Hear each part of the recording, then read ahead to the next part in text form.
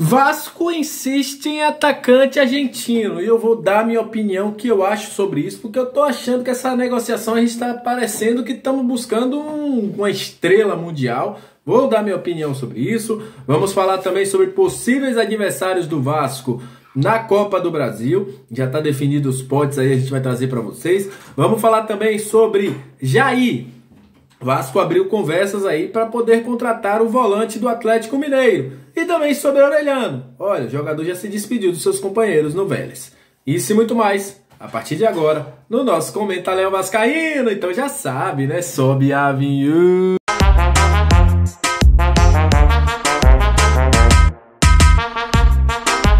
Salve, salve vascaínos e vascaínas, aquele abraço para você que tá sempre junto com a gente, que curte, compartilha, que se inscreve, que deixa seu comentário. Muito obrigado pela moral. Estamos chegando a 8 mil inscritos, hein? Falta pouquinho pra gente chegar a 8 mil inscritos, graças a vocês que nos ajudam todos os dias dando moral. Os membros do canal também, aquele abraço, muito obrigado.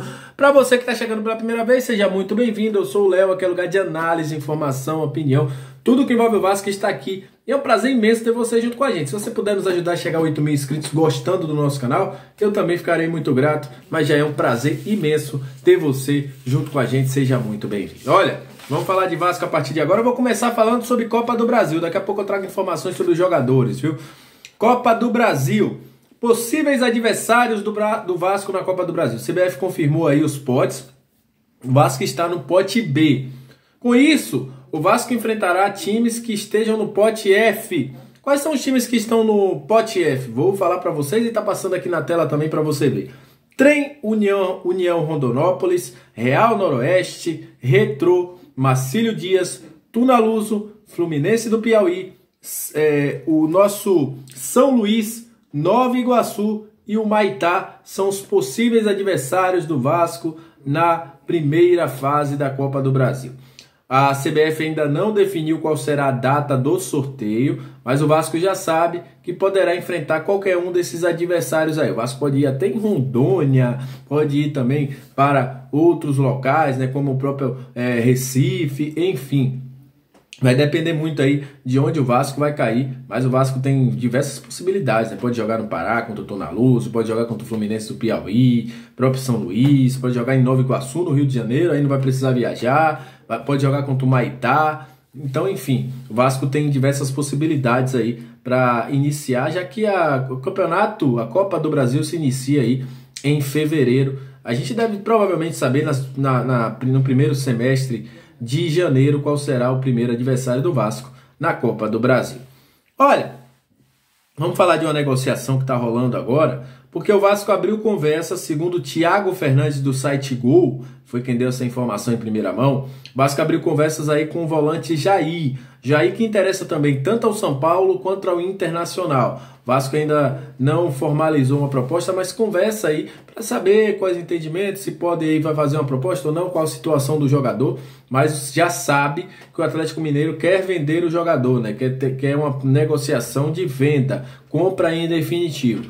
O Vasco deve aí nos próximos dias, quem sabe, encaminhar uma proposta por Jair. A mesma coisa é o Vinícius Zanocelo. O Vasco conversa com a equipe do Santos, com o próprio Zanocelo, já demonstrou aí que vai fazer uma proposta pelo jogador e nos próximos dias a gente espera para ver. Não é uma negociação fácil, nenhuma das duas, pela concorrência, por ser jogadores que estão valorizados. Na questão do Zanocelo, pelo Santos ter comprado o Zanocelo há pouco tempo, né, no início da temporada, por 10 milhões da Ferroviária, enfim, mas o Vasco está aí de olho nesses dois jogadores. Para mim, Jair é um baita de um volante.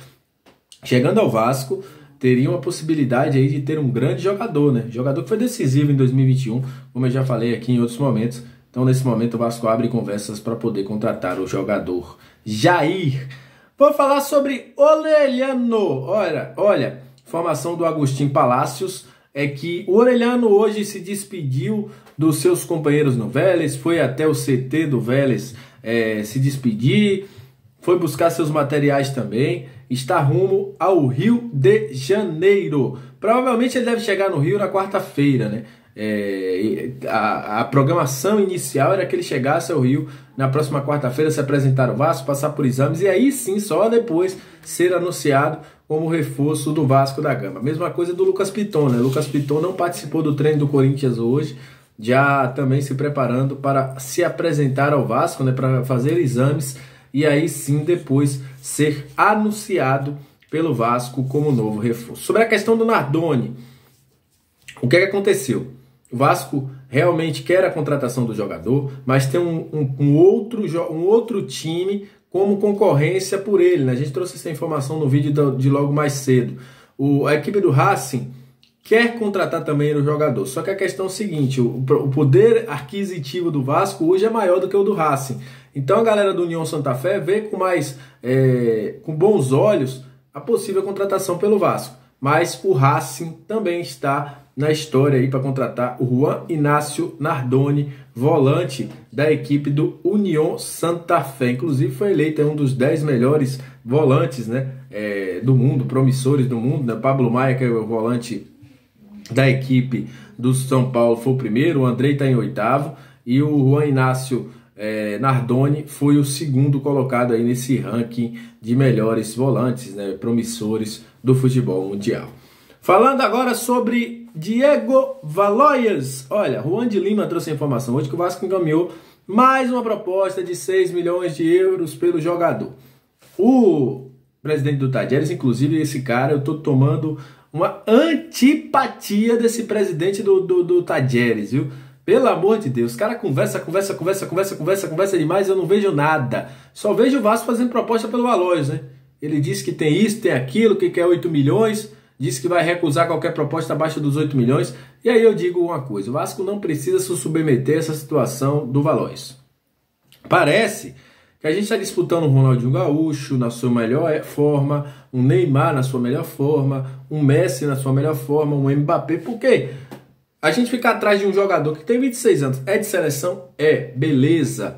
Mas, cara, não dá pra gente ficar brigando por um jogador desse. E principalmente com um presidente fanfarrão, né? Porque o cara fica o tempo todo falando besteira. Outro dia ele disse que esse valor que o Vasco deu, a gente só vai levar um braço, blá blá blá. Pelo amor de Deus, tá na hora da gente fazer negócio com quem não é bravateiro. Eu tenho certeza. E se tivesse outro clube atrás, outro clube tivesse feito uma proposta melhor, ele já tinha sido vendido. Tá na cara que o jogador tá sendo valorizado pelo presidente. O presidente do Tadieres. Deixa de lado, ele não quer vender, deixa lá. O Tadieres que vai ficar faltando essa situação.